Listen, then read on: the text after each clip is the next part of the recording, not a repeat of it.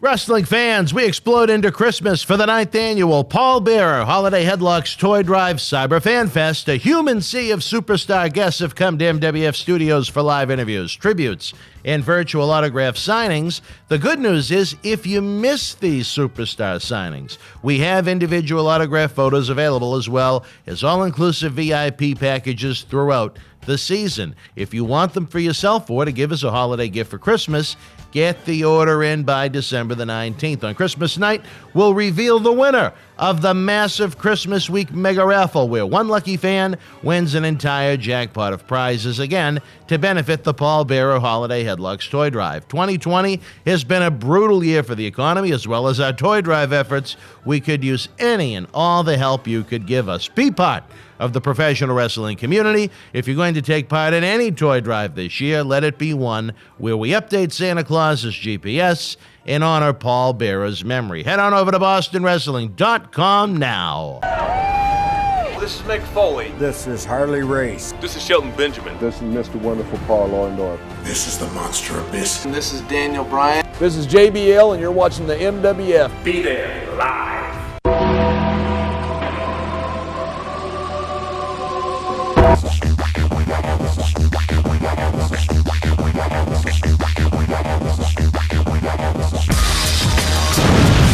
Wrestling fans around the corner, around the world, welcome to another special installment of Wrestling Insiders. I'm Dan Mirade, joined by my, well, I don't know if he's got the socks on or not. We're going to have to find out about that. But Southwestern Connecticut's finest, Mr. Matt Degnan. We are here at MWF Studios, downtown Melrose, Massachusetts, in the zip code of Champion 02176.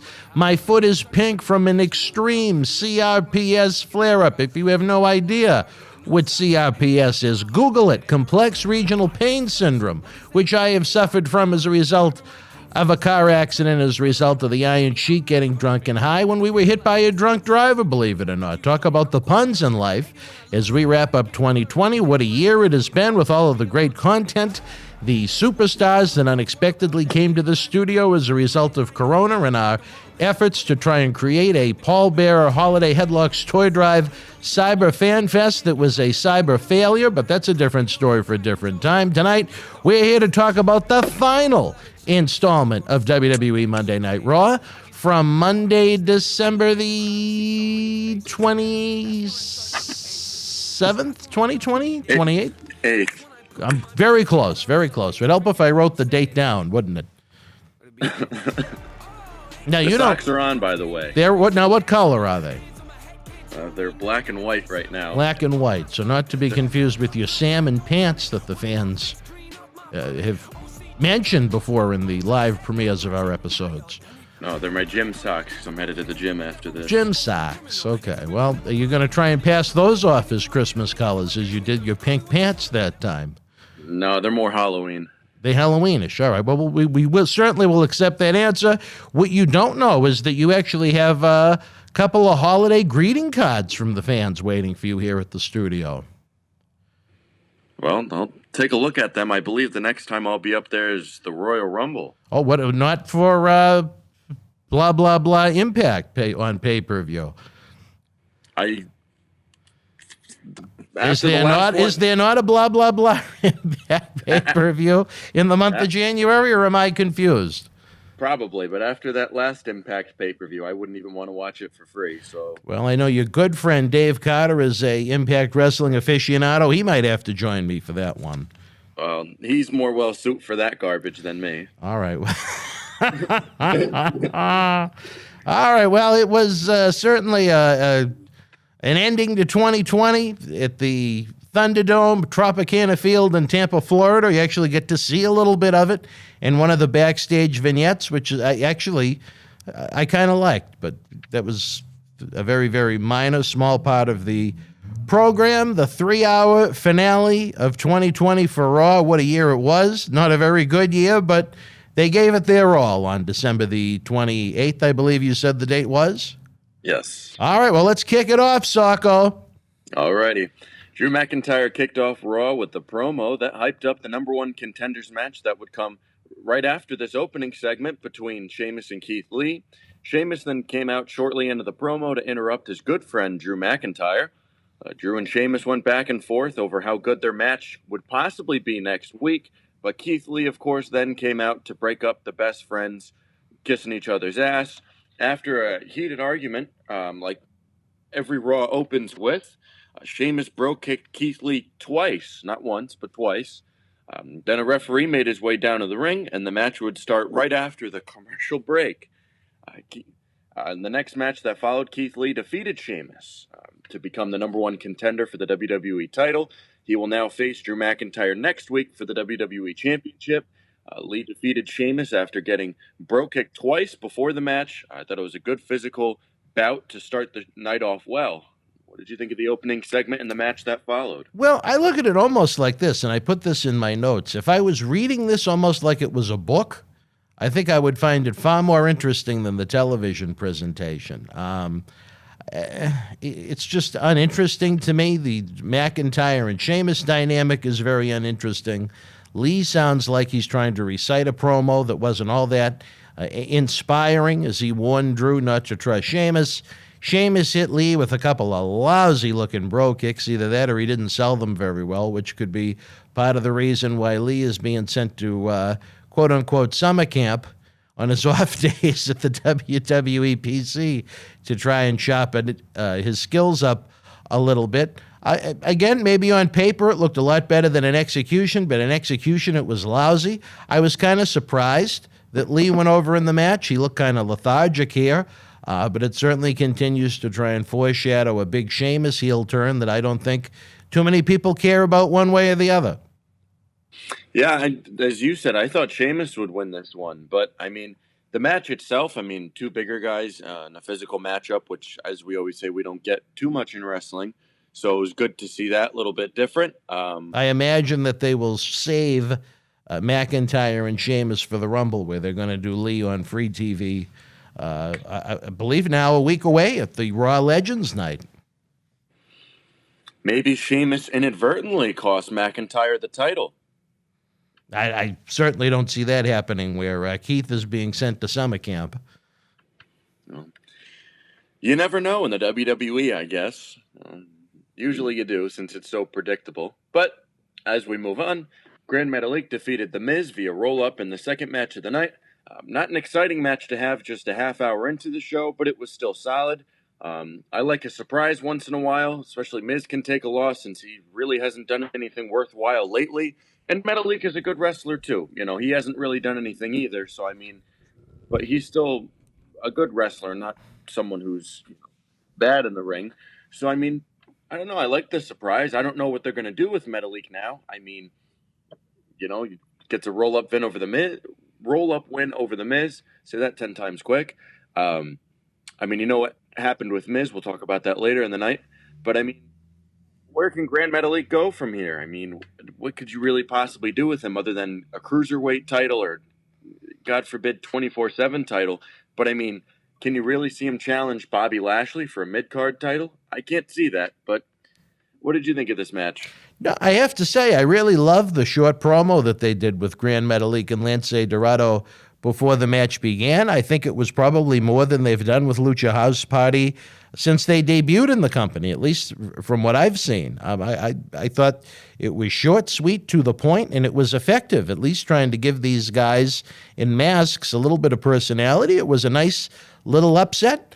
I would have liked to have seen maybe a Royal Rumble qualification on the line as a result of the match. Hopefully it just won't be forgotten and, similar to the slip on the banana peel type finish with The Miz losing. But no, I thought, like you said, it was a nice little upset. Hopefully, if nothing else, it moves Metalik and Dorado up the food chain for a tag team title shot with the Hurt Business, where they're lacking tag teams so much. If they were going to, I would, unless this leads to Metalik and Dorado versus Miz and Morrison next week, but if they announce that match for next week, you already know Miz and Morrison are going to win because they like doing the 50-50 booking. But, I mean, this wouldn't be a bad feud to do for a couple weeks leading up to the Rumble. But, I mean, I'd like to see Metalik and Lince Dorado do a little more. I mean, Miz and Morrison, I can't really stand them, but I'll get into them more later on as we find out what happened with the Money in the Bank briefcase. The next match, Shayna Baszler defeated Dana Brooke.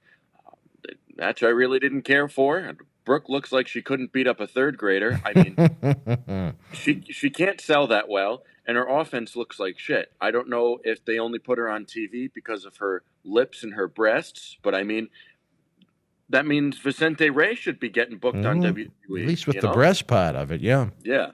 But I mean, once I saw Dana Brooke come out, I kind of just, I don't know. She's probably one of the worst women's. She's gotten a little better, but I mean, she's still not good. I mean, especially when you're trying to do something with Shayna Baszler and Nia and Charlotte and Asuka. Her beating Dana Brooke really does nothing much. I mean, not much there for her to defeat. I mean, especially when I said it looks like she can't beat a little kid. What did you think of this hellacious matchup? It's just, again, the problem of when you have a roster on one brand that's individualized and there's not even 10 women on it, you're going to get either these repetitive matches or matches that aren't very good. This one, I can't remember off the top of my head if we've seen these two in singles action before, but it certainly was not any good.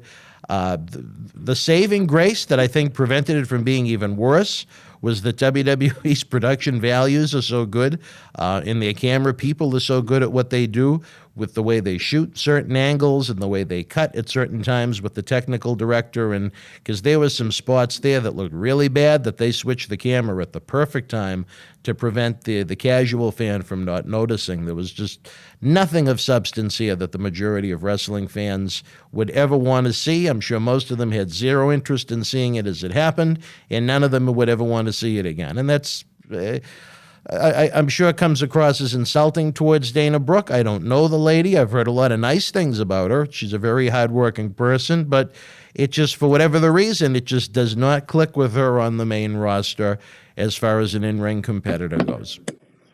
We just like to shoot here at the MWF. Well, I can only call it as I see it, and what I saw wasn't very good. Not like Friday nights when Johnny shoots. No, and I'm sure that the piece will be on fire this Friday night to open up 2020.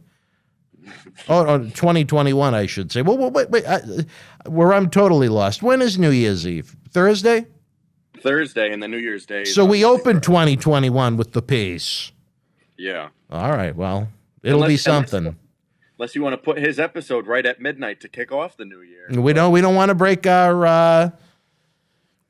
break our little schedule now. We have a busy week for the fans. Don't forget, as I get the cheap plug in now, at the top of the hour at 10 p.m., we're back with WWE Hall of Famer Mr. USA Tony Atlas for the final 2020 installment of Wrestling Insiders at Your House. Tony discusses something so important, so impressive, so big, I don't even remember what it was.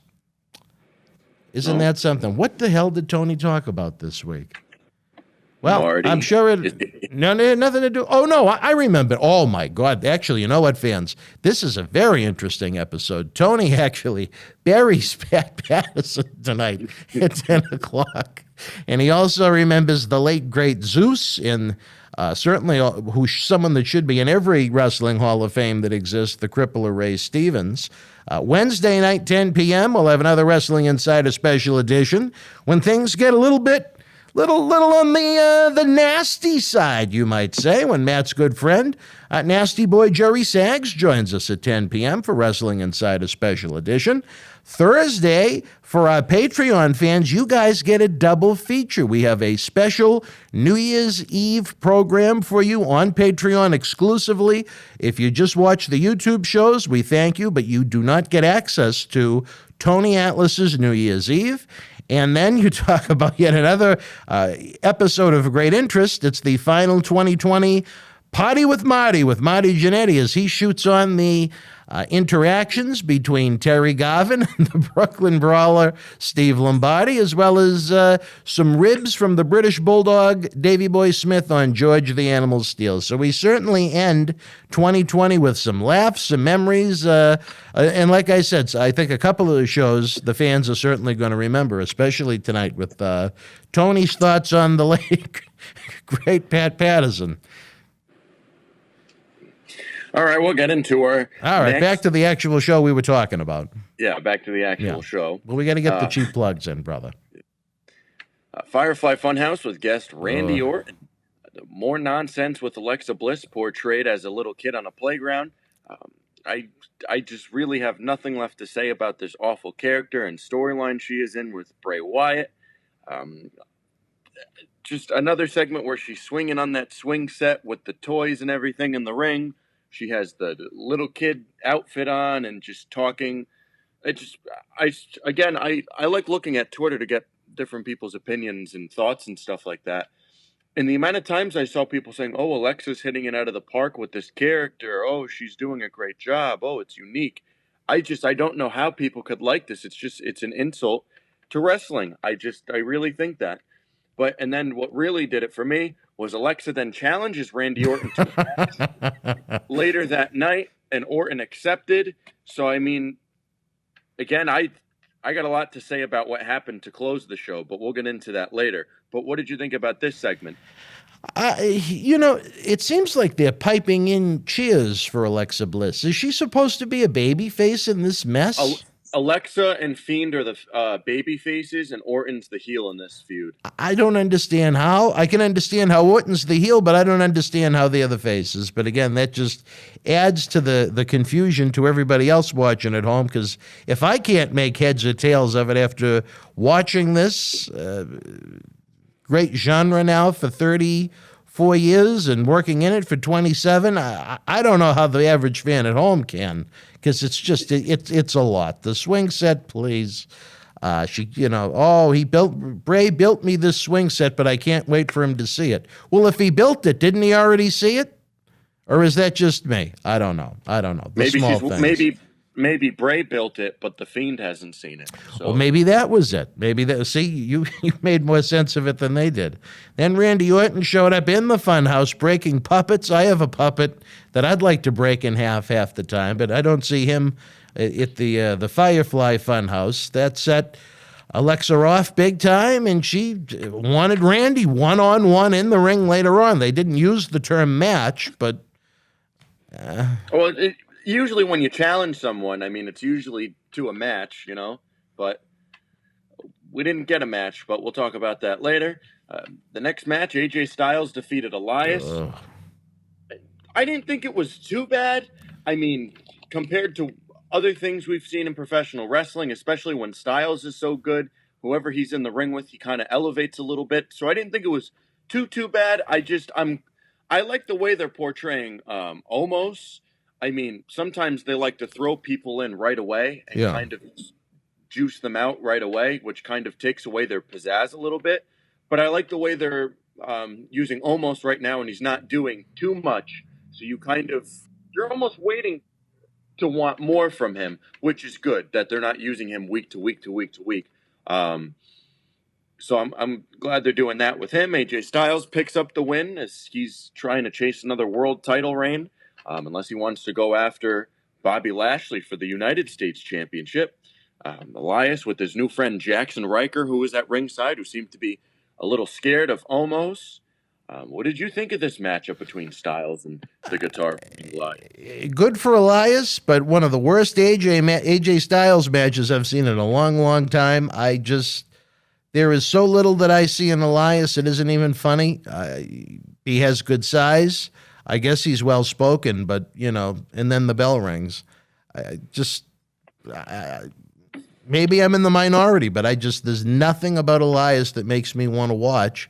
I don't care for the musical gimmick. I don't care for the hokey humor that he uses sometimes. The in-ring ability really isn't there. Some of those left-handed punches he was throwing in on the midsection of AJ Styles in the corner were atrocious.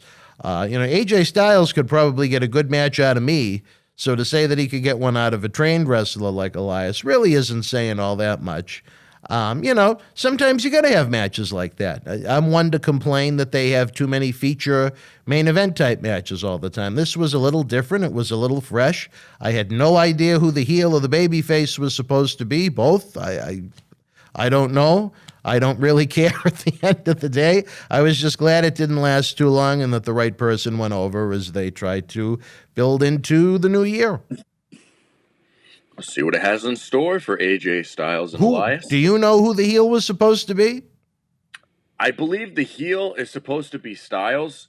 and the face was supposed to be Elias. Okay. Well, That's my guess. I mean, I don't know for sure, but if I was gonna, because the way they did almost kind of scaring Jackson Riker and Elias and everything, it almost made it seem like he was trying to be imposing on them. I don't know. It's confusing. I guess you can call them tweeners in that match because they really had no muscle up on each other. But I guess we'll find out next week on Legends Night. See what I hope not, but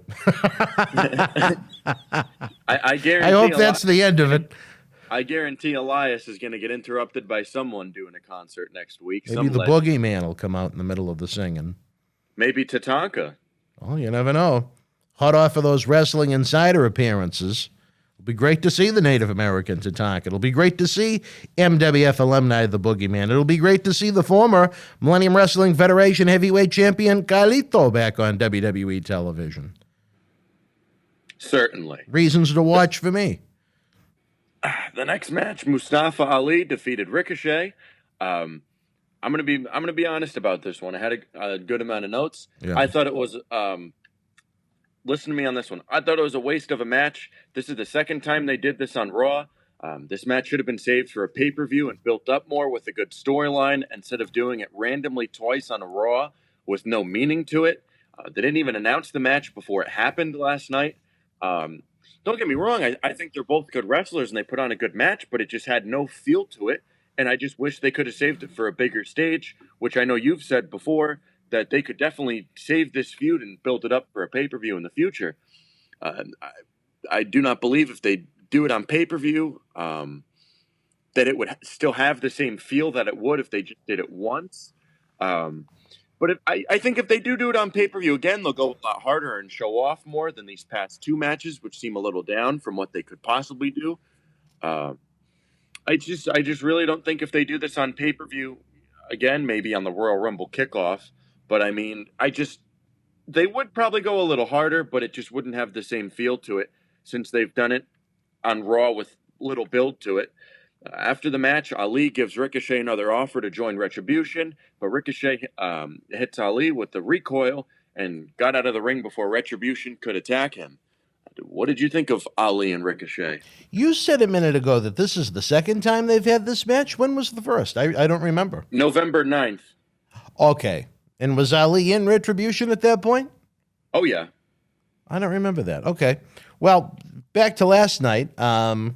I thought the big splash onto the floor from Ali from the top was tremendous. That is not easy on the body, whether there are mats there or not.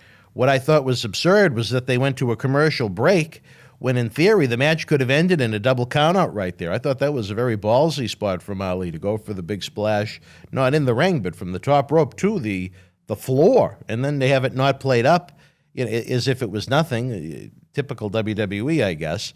I love the way that Ricochet fought off the entire faction. I can't think of their names. T-Bar, Mace, and what's the other one's name? Who? That one? Oh, that one. Yeah, the other guy. Yeah, the one with the white mask. Him too. You know, and then it looked like... Flapjack. Yeah, Flapjack or Slapjack? Slapjack. That guy, yeah, there's many more of them that you don't know about yet. I'm just surprising you, that's all. It looked like, you know, Ricochet finally was going to get his revenge. Retribution was going to get their comeuppance from little Ricochet. He goes for the finish from the top, and then Mustafa Ali gets the knees up and he puts him into that submission hold to eventually suck the life out of Ricochet, which WWE Creative did a pretty good job of in 2020. In and of itself, I have to say, I love the finish. I love the build-up to it. I loved how he was able to kind of get away from and take out all the other Retribution members, but still in the end, those crafty heels with their shaky cameras during their entrance, Retribution, was able to come away with the win. And at least it was the leader, Ali, that came away with the win, not one of the underlying members of the faction. I don't know what the lady's name is. What is Reckoning, I'm sorry. I don't remember Reckoning getting physically involved in this. No, I really did like the finish. I thought it was creative. It just seemed like Ricochet was within inches of finally getting revenge against all of them, and then Ali came away with the win. Again, I hope to see more matches between the two. The angle after the match was so-so, but it just shows that Ricochet is a ballsy man that's willing to fight for what he believes in. I think they're actually telling a pretty good story, even if it's with a faction that's pretty hard to tell a good story with. The way they finished the match last night was the way they finished the one in November, too. Oh, really? Well, I don't remember the one from November. That's why when I saw it, I was kind of just, it was the same kind of match, too. It would just, that's why it was kind of just whatever. It kind of just took the wind out of the sails, because as we've talked on the show before, this would be a good feud if they built it up well and put it on a pay-per-view. I think it would be a very good match, but right now I'm not too high on it as I once was. I don't really get high on anything, but we'll move to the next match. Charlotte Flair versus Nia Jax ended in disqualification after Shayna Baszler attacked Flair during the match. Asuka came in to help her partner during the attack. An okay match, nothing really great, but I mean, I don't know. I really can't stand Nia Jax. Flair, I think, is one of the best women's wrestlers they've had, but I mean, it's just when they work matches, it's two different styles, and I was hoping Nia didn't hurt Charlotte like she has in the past, but I mean, what did you think of this matchup between these two? It felt awfully long. Was it long or was it just me? It felt, I was just about to say, they had Shayna Baszler running on the match, and it was already long as it was, and then they had to do the whole thing after. It just made it even seem more of an ordeal. But that match felt very, very long, and that's how a lot of Nia Jax matches are, because she's a bigger girl. We're not going to lie here. So, I mean, and, some of her matches are a little bit on the fuller side. Yeah, but I mean, it's not like she works slow, methodical matches like Randy Orton does sometimes. It's slow, and that's pretty much it. So, I mean, I don't know. I wasn't really a big fan of the match, but... Well, they had to get their table spot in when Asuka got thrown into it. We had a couple of table spots. I remember Keith Lee was on the table. I'm still waiting for one episode of a WWE TV show where they don't have to use the table. But again, that's just one of my pet peeves.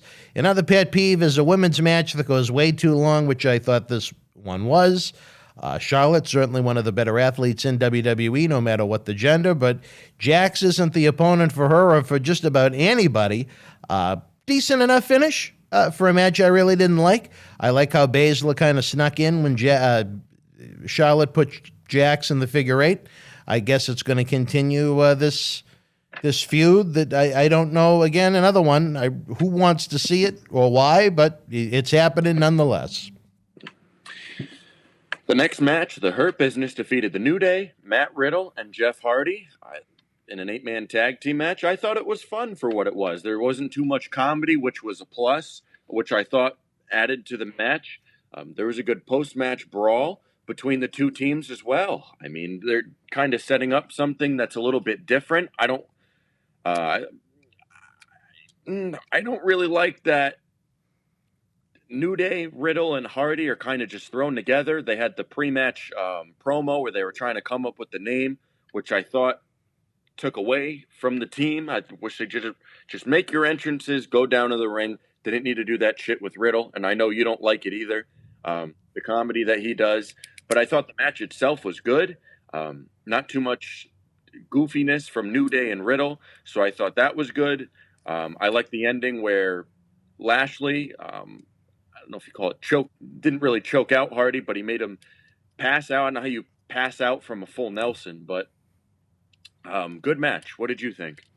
Yeah, I've said it probably every week with Riddle. If you take away his promos, his entrance, his theme song, his sandals, his everything he does in the post-match, what Riddle does bell to bell is very, very good, very, very believable. Sometimes he looks a little bit slight, but once you start to see the man actually get athletic, he's just a phenomenal first-class athlete. It's a shame that they burden him with the nonsense, but that's a different story for a different time.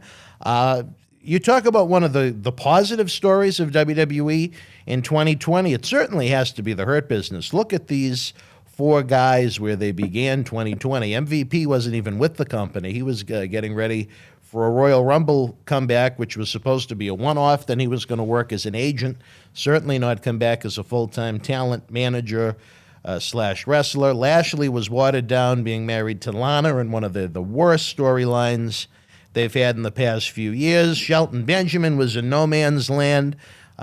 Cedric was on 205 Live, which is even lower than no man's land.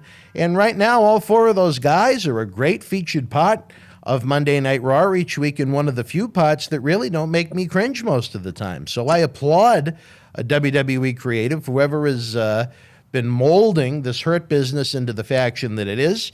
And I certainly am seeing in my crystal ball big things for Bobby Lashley in 2021. For him, I believe, in back-to-back weeks now, to cleanly either submit, pass out, however you want to phrase it, both relatively top, upper mid-card, if not top of the card guys in Riddle and Jeff Hardy. That makes me think we're finally going to see Lashley and Lesnar at WrestleMania, where we've already seen Lashley work McIntyre on pay-per-view this year. I can't see them sacrificing so many lambs for him for no reason at all. And I like the match. To get back to your actual question, I thought the match was pretty good too. Yeah. Yeah. I think your name is Sarge Russo. Yeah. Not cupcakes for sure. But the next segment, Adam Pearce gave The Miz back his Money in the Bank briefcase because he agreed that John Morrison was actually the one that cashed it in and not Miz, even though The Miz was in the match and the bell not rang, but he was technically added to the match. But whatever. This briefcase has been a joke for years. No one wins from it anymore, and it's turned into a comedy act this year with when Otis won it and now The Miz. I still don't think he'll cash it in successfully. Maybe he cashes it in next Monday on Legends Night. I don't know. Maybe something. I don't know. The segment was okay. I didn't really like the dancing at the end. I get they're excited, but it seemed a little childish. You know, as I've said before, with Miz and Morrison, sometimes their comedy gets a little just eye rolling. But I really don't get him getting the briefcase back. Whether who hands it in, it was still cashed in, and Miz was in agreement to it. It's not like Morrison gave it and Miz said don't do it. So, I mean, Miz was in agreement with it being cashed in. He went to the ring in ring gear, and he was added, and it was official. So, I mean, unless they announced that Miz was never added to the match, and it was technically still one-on-one throughout the whole way, that would make more sense instead of just giving him the briefcase and saying he actually did have a shot. But, I mean, I just still don't see him cashing in the briefcase successfully. But even if they do give it, them giving it back to him, why would you give it back to him and then have him lose it again? So that's the only kind of turmoil I'm having with that is, yeah, I don't think he's still going to cash in successfully. But if they're going to give it to him basically for a second time, and now basically a third time that someone's, I guess you could say, held it, you know, Otis won it, then Miz got it, lost it, now has it back. I mean, if you're going to give it to him again, I don't know, you almost have to have him win it at that point, because then it turns into even more of a joke than it is now. But what did you think of the segment? I'm over Miz and Morrison acting like two 40-year-old sophomores in high school. I think it's a waste of John Morrison. Like I said, I think Miz is good as a big-mouthed heel, maybe in that Intercontinental Championship type level role. I don't see Miz cashing in successfully and winning. It's just, there's no need for it. There's nothing to build off of with it. It's nice to have him on USA where his reality show is, but as far as a main event type run, he's not a main event type guy. I mean, there was one point he was white hot in late 2010 into 2011, and that was 10 years ago. That time has passed. I mean, Miz's role really is what it is right now. It's an overexposed role, certainly, but no matter when he cashes it in, I would be shell-shocked to see him come away with the title because there's no value to it. Yeah. We'll move to a boring main event slot where we saw Alexa Bliss give Randy Orton a present. Inside the box was a gas can and matches. Bliss then says she wants Orton to light her on fire. Randy wouldn't set her on fire. The show then ended with Randy Orton holding the lit match, and the screen went dark. An awful ending. I honestly thought it wasn't that bad of a show. I thought the in-ring work throughout the show was good. There wasn't too much comedy throughout the show, which was a plus. And what they've done the past few months was a little too much comedy. As I said in the 8-man tag match, they didn't do too much, ha-ha, stupid stuff. But I thought the ending, if you add in the Miz and Morrison segment and then this, I thought it ended a not too bad show, just very, very bad. That main event segment took the air out of the tires, I guess you could say. I get they might want to do a cliffhanger to next week, but next week is the Legends night. So why would you want to do a big cliffhanger when you already have a show that's built around the Legends? But the segment makes me wanting less. I can't stand the storyline and feud, as I said earlier in the show. We just need to move on with it. As I stated, the show itself, if they didn't do the last 15, 20 minutes of just nonsense of an awful ending, I would have probably given it a 5, but I'll get your thoughts before we get into grades. But what did you think of this ending main event? Oh, God. I think Randy Orton's work is excellent in a sea of garbage. You know what I think of Alexa as the little girl? You know what I think of the Firefly Fun House version, the Mr. Rogers version of Bray Wyatt?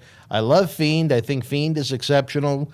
The Hall of Famer Mr. USA Tony Atlas drew an exceptional 18x24 original drawing of the Fiend Bray Wyatt, which is available on eBay. Now you can purchase it, add it to your Wrestling Man Cave, and help keep great programs on the air. It is a one-of-a-kind. Actually, back to Raw itself. Don't they use the same venue for SmackDown on Friday? What do you mean, like for Raw and SmackDown? Yeah. Aren't they going to do it at Tropicana Field in Tampa on Friday? Yeah, all the events are at Tropicana. Well, the point being is I don't know how much of a cliffhanger it's going to be if the Thunderdome hasn't been burned down when SmackDown goes on the air on Friday.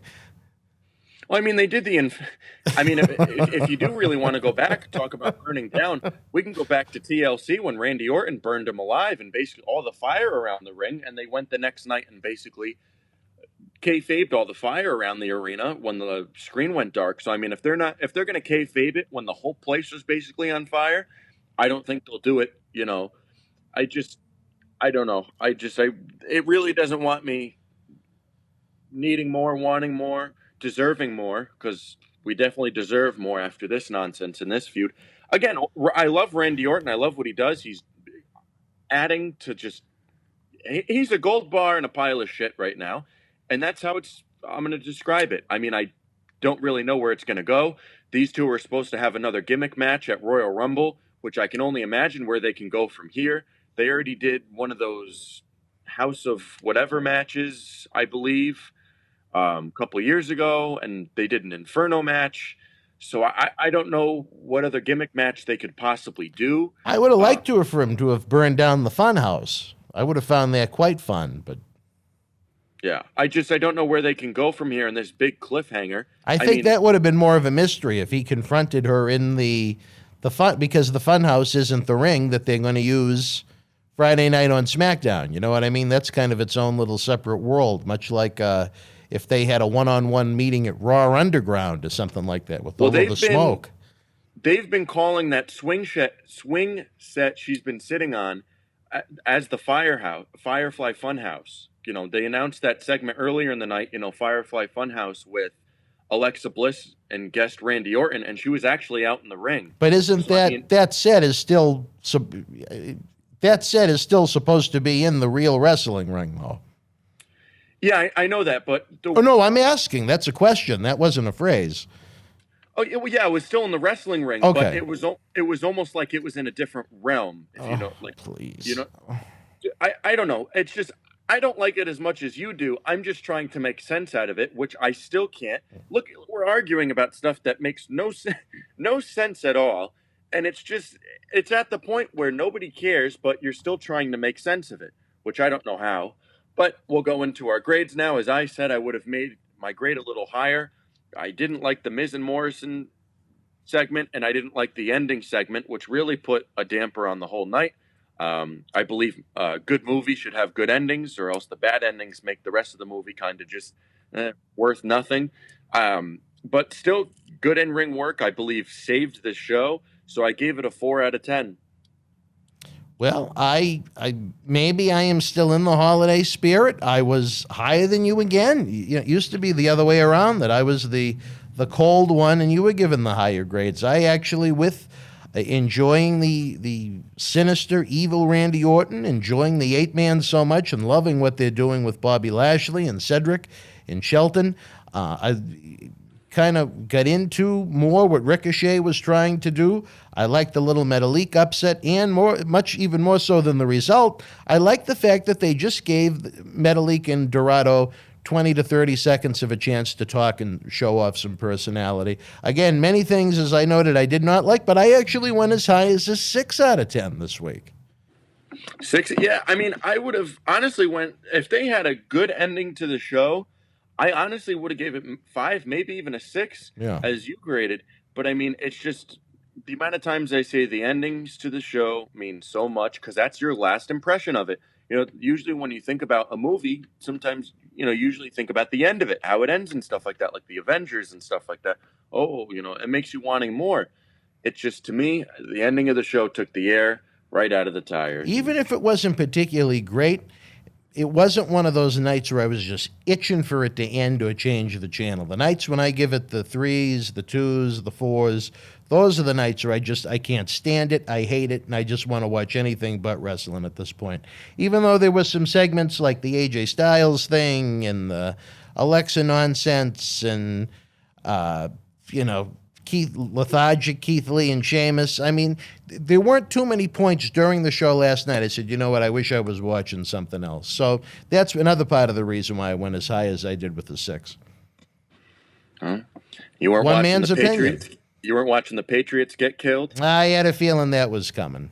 Well, it wasn't there yet. But you know what? After the great luck and success the Patriots have had over the past 2 decades, if the fans can't accept a year like they've had this year, you know what? They need to come back to reality. That's not how life works, and that's certainly not how the NFL works. Please. That's how a lot of the fans are this year. Oh, I'm sick of this team. Oh, they suck. It's like, why are you getting so angry and mad? Some of these people are like, they're in like a deep depression because they had one bad season. If one bad season's going to kill these fans, it's not looking good the next couple of years. They're really not fans at all, if that's the case. Yeah, the next couple of years for the Patriots aren't looking that good. So, I mean... Yeah, you never know what Belly may come up with for next year, but that remains to be seen. They have way too many holes to be a contender. Maybe in like 2 years, but I can't see them being that good again within the next, I would say, at least 3 or 4 years. We shall see. You are certainly more of the NFL aficionado than I am. I am a diehard Patriots fan. You got to be realistic. They're not going to win the Super Bowl every year. They're not going to be in the playoffs every year. That's just kind of how it works. And for the people that are newcomers to professional sports, I guess, they have to come to terms with that reality. Your favorite team doesn't always win a championship every year, much like the king of sports, professional wrestling. There's a good analogy there, I guess.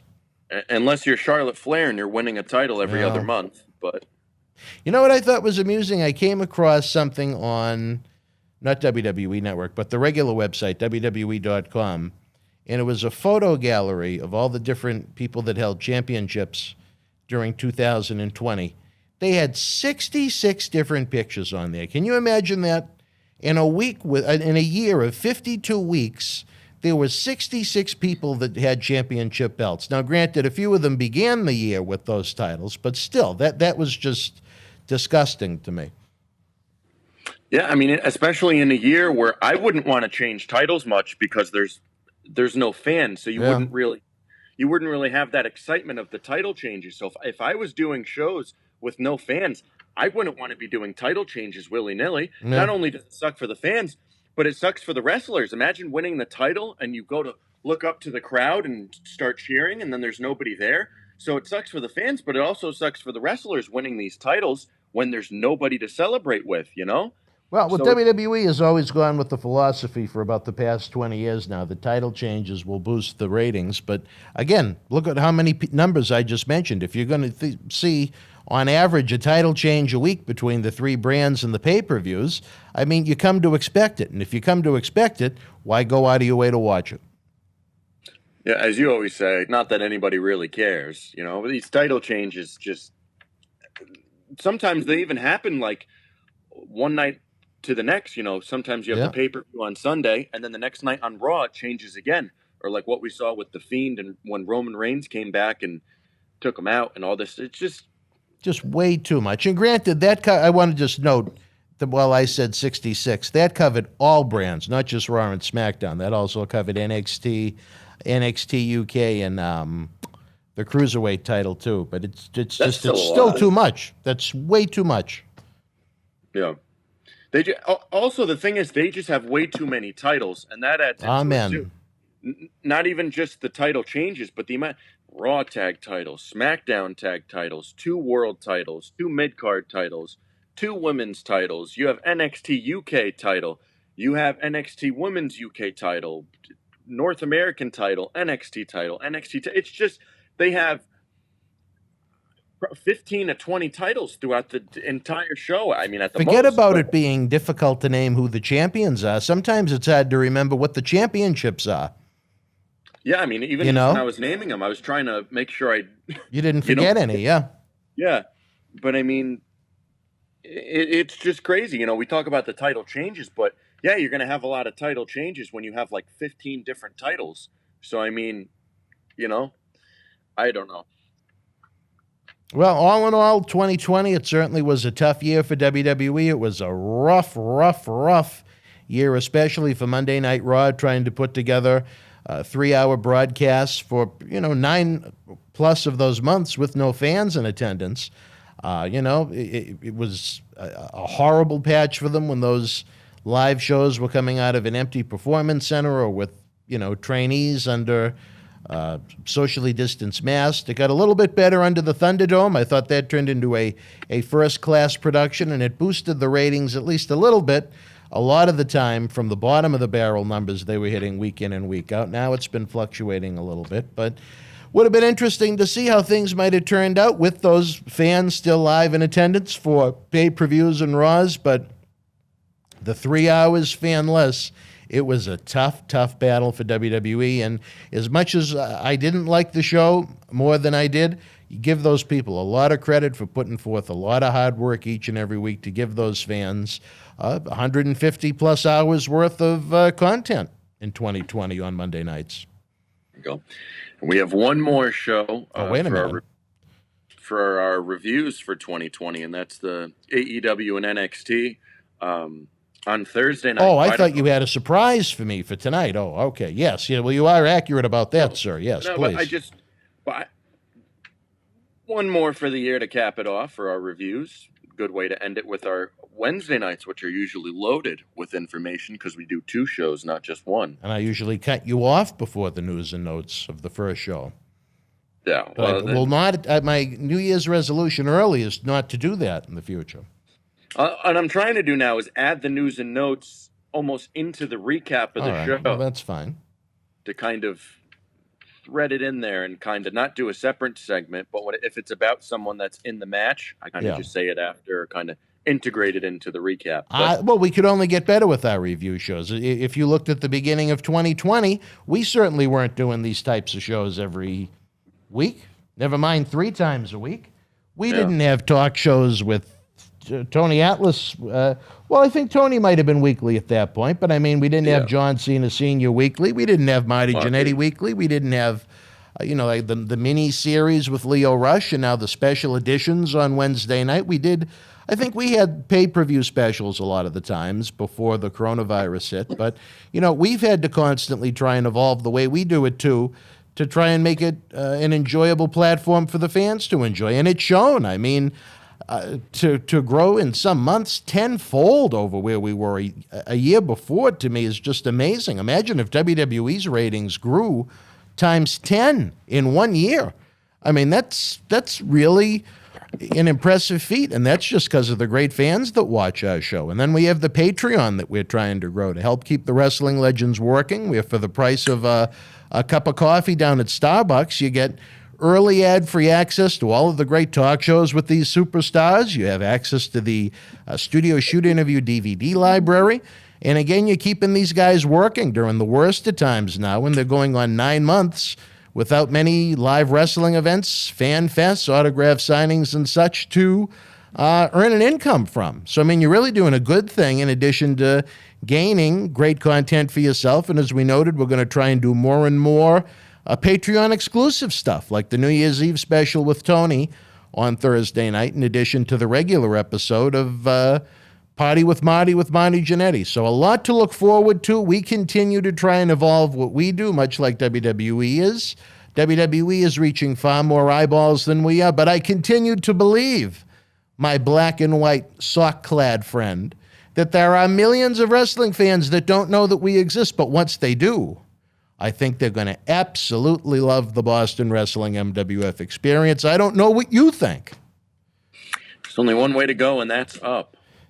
Well, that's what they created Viagra, I guess. But you know what was funny? Last night I heard from a bunch of the guys that it was 1 year since our last live event. You think about just the live events we lost this year that we were going to have in Massachusetts, we were going to have New York, we were going to have Maine, and all of that just got flushed down the toilet and wasn't what we expected. But certainly the video content we certainly were not expecting. If you told me in the beginning of 2020, walking through the front door of this studio was going to be Marty Jannetty several times, the Warlord, Tatanka, Savio Vega, the Nasty Boys, your good friends, Jan Stranovic and Sanganowicz. I would have been disappointed if you told me Leo wouldn't be under contract with WWE and he'd be available to come in. Just a lot of stuff we didn't expect to happen. So who knows what 2021 will bring us? Lots of surprises, I'm sure. God, I knock on wood or whatever this table is made of, they're not any worse than 2020 because I can't take much more than what we already did. Well, we'll find out in just a couple days when the ball drops. The bool? What's a bool? Even though I won't be there to see it, since they're Do not you going to usually go for the ball dropping? Depends on what I'm doing. You know, Yeah. if someone invites me over, sure. Yeah. If I don't have anything to do, I'll head down, but only a few times. Well, the Colonel lives just a couple of blocks from there. He has a view more of MSG than Times Square, but I guess he could see the reflection of the, I don't know if they're even going to do fireworks. If they do, he can see the reflection off at the top of Madison Square Garden. I know they're doing the ball drop, but there's not going to be anybody there. So I'm guessing they're going to do everything else. They're going to do an empty arena ball dropping. Probably, yeah. Maybe they'll rent the Manhattan Center for that instead of MSG. But anyway, it was a year for the books. Well, I'm sure we'll do a similar analogies and thoughts and so on of AEW and what's the other show called? NXT a little later in the week. I'm awfully tired. I've been doing an awful lot of work for this toy drive, which thank God is over, even if it wasn't the success we wanted it to be, but we'll be talking more about that later. Any final news, notes, thoughts to do with Raw, so you cannot say that I cut you off? No, there's no news or notes. There's nothing. Nothing. It's done. Done. We just need to find out if Randy Orton lit the Thunderdome on fire or not. I could care less about that. That's the cliffhanger of the week. All right, fans. Well, don't forget, at the top of the hour now, we're talking, just about 5 minutes away. Mr. USA Tony Atlas, he buries the late, great Pat Patterson. He doesn't even need a shovel to go into the ground. When Tony's done with him, we talk about Zeus. We talk about Ray Stevens. Tony's eating chicken wings. I almost needed one of those coronavirus plexiglass windows between us. I got hit with so much residue from the chicken wing that was coming out of the side of his mouth, which was a really grotesque treat, but we do have some laughs as we always do. So join us if you're watching the premiere of this review, join us at 10 p.m. tonight. Then again, Wednesday night at 10, Jerry Saggs is back. He talks What the hell does Jerry Sags talk about? See, there's so many shows I can't even remember. I believe Jerry also remembers Pat Patterson in a very, very different way than Tony, along with some fun WWF road stories. And then we cap off 2020 with Marty Jannetty recapping the Terry Garvin, Brooklyn Brawler Steve Lombardi relationship, as well as some of Davey Boy Smith's ribs on the late, great George the Animal Steele. So even though we haven't hit 2021 yet, we still have some great content coming your way, and the Patreons get the exclusive Tony Atlas New Year's Eve special, which Tony is a man of great wisdom and insight from up on Millionaires Boulevard in Auburn, Maine. Well, that's one way to put it. You've been there, you know. Yeah, well, I definitely have. So I'm still trying to recover from falling down the step, but that's a different story for a different time. Hopefully Tony's broken step will be repaired in 2021 as well. We don't want to have Monica return home and take a bump her first day back going into the house. All right, we're starting to get a little crazy, fans. Again, 10 p.m., it's Tony Atlas. For Matt Degnan down in southwestern Connecticut, wherever that may be, I'm Dan Mirade. Until we speak again, folks, thank you for joining us. Be well, stay healthy. If you're out on New Year's Eve, do not drink and drive. Good night. Wrestling fans, we explode into Christmas for the 9th annual Paul Bearer Holiday Headlocks Toy Drive Cyber Fan Fest. A human sea of superstar guests have come to MWF Studios for live interviews, tributes, and virtual autograph signings. The good news is, if you miss these superstar signings, we have individual autograph photos available, as well as all-inclusive VIP packages throughout the season. If you want them for yourself or to give as a holiday gift for Christmas, get the order in by December the 19th. On Christmas night, we'll reveal the winner of the massive Christmas Week Mega Raffle, where one lucky fan wins an entire jackpot of prizes, again, to benefit the Paul Bearer Holiday Headlocks Toy Drive. 2020 has been a brutal year for the economy, as well as our toy drive efforts. We could use any and all the help you could give us. Be part of the professional wrestling community. If you're going to take part in any toy drive this year, let it be one where we update Santa Claus's GPS and honor Paul Bearer's memory. Head on over to BostonWrestling.com now.